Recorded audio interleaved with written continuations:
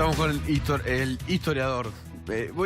Cuando iba a decir bien Sartelli, el apellido, digo mal historiador. Con el historiador Eduardo Sartelli, que es un conocedor de José Bell Herbert, fue ministro de Economía, y ayer Cristina Kirchner exaltó su figura. Y nos decía recién Sartelli en el corte que le parecía lo más interesante del discurso de ayer. Sí, porque me parece que va al núcleo de muchos problemas que todo el mundo está pensando. Vos hoy señalabas que Carrió se preguntaba por qué una presidenta con esas características y esas urgencias judiciales mide tanto. Bueno, es evidente que la figura de Cristina crece con la crisis.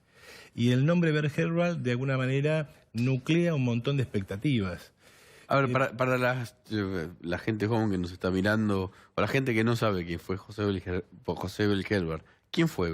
Un empresario, uno si quiere determinar de alguna manera, una especie de self-made man, es decir, un tipo que se hizo solo, muy de abajo, vendía ropa en el noroeste, pueblo por pueblo, y llegó a ser dueño de una de las empresas más grandes del país y a ser ministro de Economía del propio Perón. Sí, vinculado al comunismo. En sus orígenes vinculado al comunismo, creció bastante ligado al movimiento llamado PYMEs, a las pequeñas y medianas empresas, fundó la Confederación General Económica, es decir, hizo una trayectoria muy completa, empresario, político, dirigente corporativo, es decir, es un personaje... Tenía calle. Muchísima. Y sintetizaba muchos problemas de un sector muy especial del empresariado argentino. Por eso su nombre en este discurso va directo a confrontar con Macri, a confrontar con Labaña. Es decir, hay mucha gente que está asustada. No los une el amor sino el espanto. Veíamos todas esas figuras reunidas tanto sorprendentemente. Bueno, no los une el amor sino el espanto. La crisis se está llevando por delante a mucha gente y hay mucha gente que espera ser rescatada. Es decir, esta política económica que Mauricio Macri lleva adelante a un sector muy grande del empresariado no le cae bien. Por razones obvias. Estamos viendo una caída de la actividad económica y el nombre Bell Herbert significa vamos a privilegiar el mercado interno, los vamos a defender a todos, va a salir plata de algún lado y vamos a hacer que la economía aumente su demanda y crezca y haya empleo. Sí, pero con Perón como árbitro. Con el poder ejecutivo como árbitro y como único autorizador, por ejemplo, de un aumento de precio, que era lo que hacía Bell Herbert. Digamos, el acuerdo estaba, pero el único que definía cuándo se podía aumentar un producto era Perón. Eso está claro. El rol del ministro de Economía en una circunstancia como por el estilo es crucial. Y el rol intermediador del Estado es crucial. Yo le agregaría algo más grave todavía que eso, porque esto fue acompañado, para ir al plan de Bell Herbert, no solamente una serie de medidas de protección económica del mercado interno, sino de una serie de medidas represivas. No olvidemos que el pacto social fue acompañado del incremento del poder de la CGT, que va a terminar en la AAA. Claro. Porque el pacto social, que básicamente es congelar precios y salarios, pero congelar salarios cuando los precios ya se dispararon, va a significar una enorme conflictividad social que estaba prohibida por el propio pacto, porque por 3 años no se podía hacer nada. Después se explota en el Rodrigazo. Exactamente, después se explota todo en el Rodrigazo en un proceso de descomposición económica. El primer año más o menos funciona por una serie de cuestiones, digamos, accesorias, porque aumentan los precios de los commodities, sobre todo de los granos, y entonces entra una cantidad de dinero importante. Pero al final del primer año ya la cosa va muy claramente barranca abajo y se empieza a acumular una inflación reprimida, digamos, estilo precios cuidados. Claro. Vos vas a la góndola y no encontrás nada. Yo recuerdo que yo era chico y no se podía tomar café porque no había café.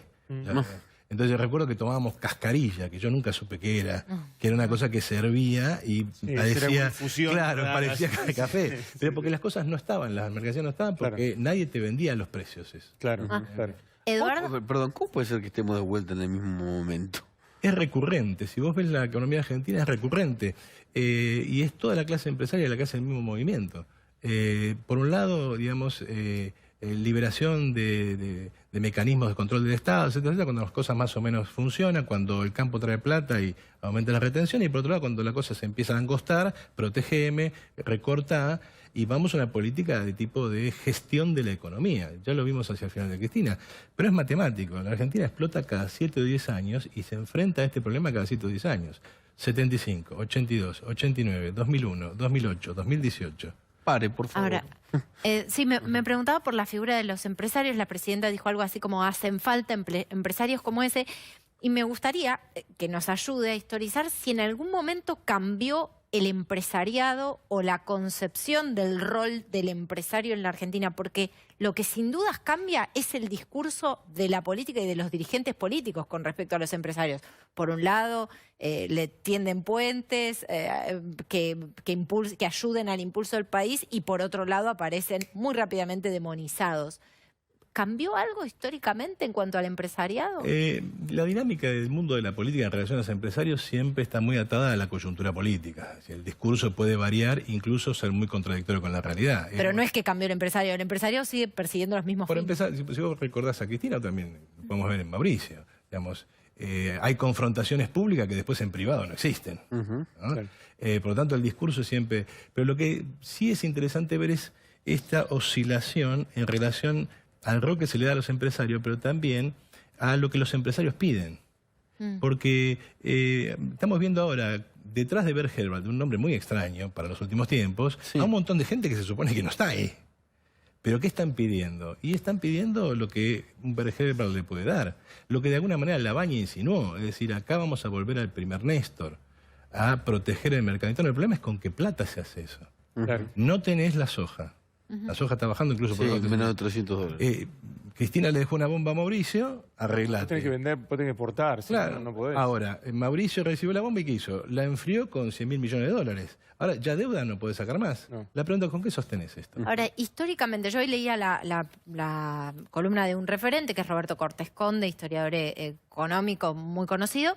Pero bueno, por supuesto también hay otras posiciones. El balance que hacía él era, digamos, con luces y sombras con respecto a lo que había dejado. ¿Esto fue bien? ¿Dio resultados lo que impulsó?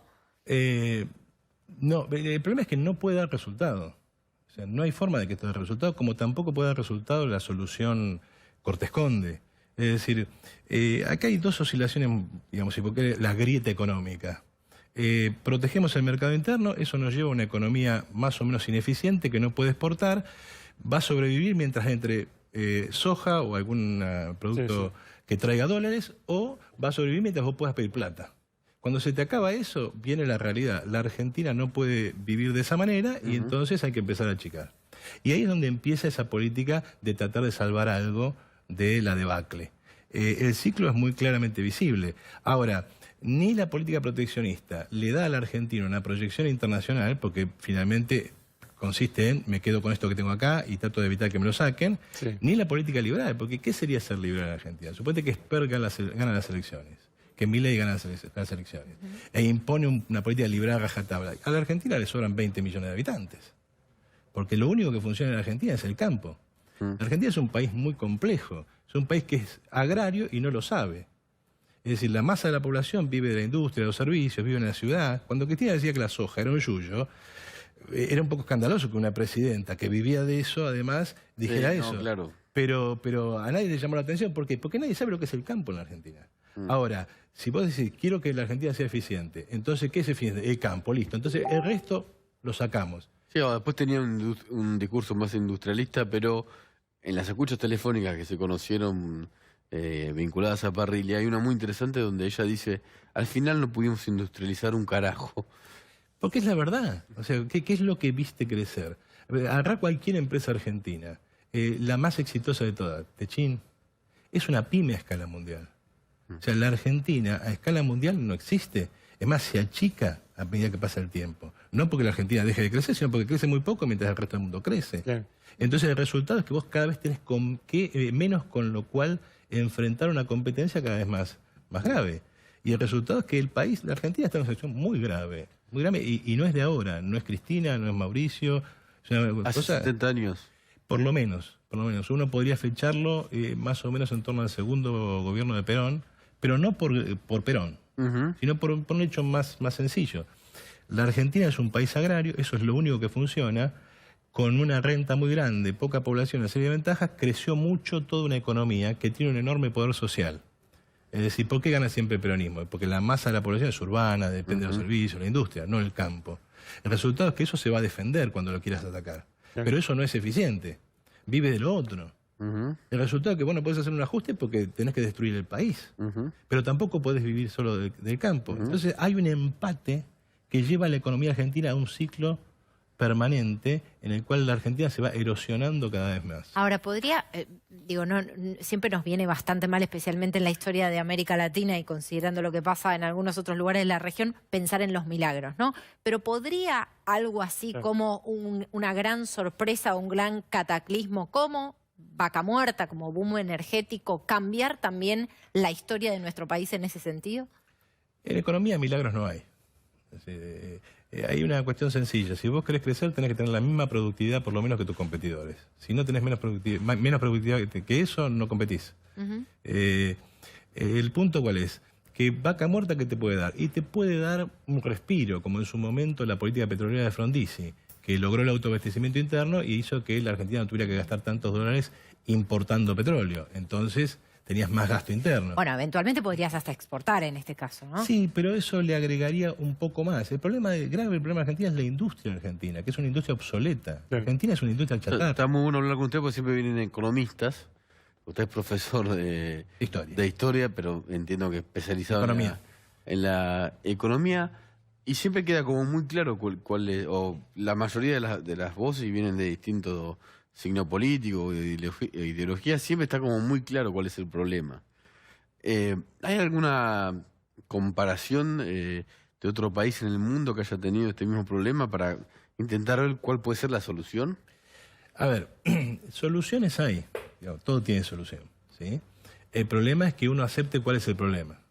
Y el problema no es tanto que no se sepa cuál es el problema. Vos tenés libros de expert que te dicen más o menos esto, y tenés libros de la línea Berger que te dicen más o menos, este es el problema. El problema es si están dispuestos a hacer la tarea que hay que hacer para eso. ¿Y cuál es la tarea? Asignar cada uno algo. Yo te diría que más que cada uno. ¿Cuál es el grave problema de la Argentina? Bueno, el grueso de su empresariado. Ahí está el problema. No es lo mismo que la industria o la producción la gobierne un Bill Gates o un Steve Jobs que un Lázaro Báez o un Cristóbal López. Hay diferencia. Me parecía. Yo soy socialista y para mí todos los empresarios, digamos, siempre los tengo lejos. Pero una cosa es una cosa y otra es otra, como decía un viejo dicho popular. Sí. Es decir, la burguesía argentina, los empresarios argentinos, no tienen capacidad para sacar a este país adelante, e incluso si vos pensás en las empresas extranjeras que operan acá. Porque Toyota no produce acá lo mismo que en Japón. Entonces, el problema de la Argentina es que necesita una transformación muy de fondo. Cultural. Un cambio cultural, estructural muy profundo, donde lo principal que hay que pensar es cómo podemos reestructurar toda la economía sin dejar nadie afuera. Primero porque dejar gente afuera, obviamente, es un crimen, pero por otro lado, porque además no se puede, porque esa gente va a resistir. Todos los que se amontonan ahora atrás de Cristina, ¿quiénes son? Son estos. Gente que no quiere perder el trabajo, gente que no quiere quedarse en su pequeña empresa, gente que no quiere perder su gran empresa. No los une el amor, sino el espanto. Es decir, vamos hacia una crisis estilo 2001 y todo el mundo está buscando que alguien le diga, me vas a salvar. Claro. Entonces, ahora, ¿esa es la solución? Yo dudo. Esta película ya la vi. Eduardo Sartelli, profesor de Historia. Eduardo Sartelli, muy interesante. Gracias, Juan. Vamos a una tanda y después más novedades del caso de los gitanos.